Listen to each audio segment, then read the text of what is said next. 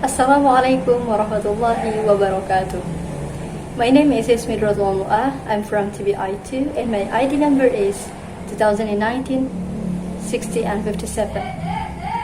For today's material, I would like to explain about 4 parts of hypothesis.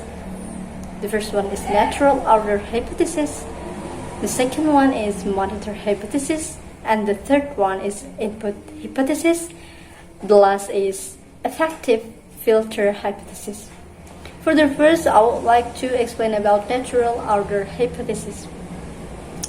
Grayson says that a piece of language with natural order, some language rules are obtained first than other language rules. Research that conducted by Brown, unifier of English as the first language on a child, is on the ing progressive. As from plural, while the person markers, the addition of s on the verb, and he lives in New York. And possessive form, such as John's hat, recently obtained after 6 months to a year afterwards. For the second one is monitor hypothesis. In this hypothesis, the learning functions are only to control or improve language speech. Meanwhile, the bias of the language serves as an initiator speech that is influential on smooth communicating.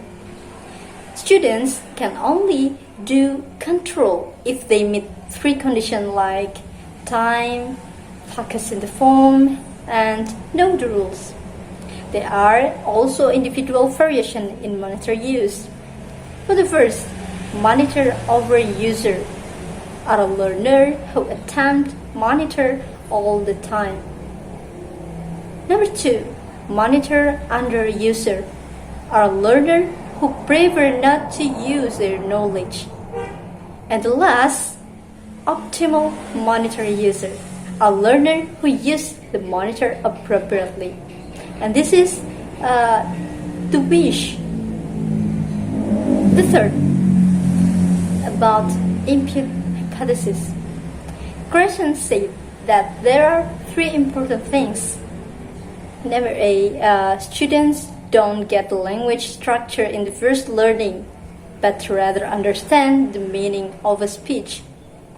B, we don't teach speaking skills, but we provide a comprehensive input.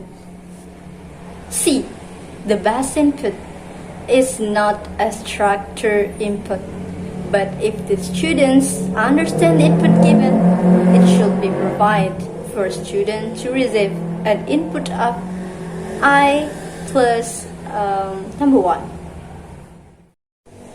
Okay, for the fourth and the last, the effective filter hypothesis. This hypothesis is in relation to the input hypothesis. Grayson argued was not enough. Students also had to let that the input be accepted and understood.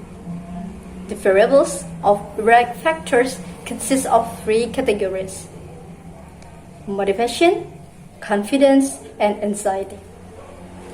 The input hypothesis and the concept of the effective filter define the language teacher in a new way. That's why it was related to. I think that's all for my simple explanation. Thanks for your attention. Wassalamualaikum warahmatullahi wabarakatuh.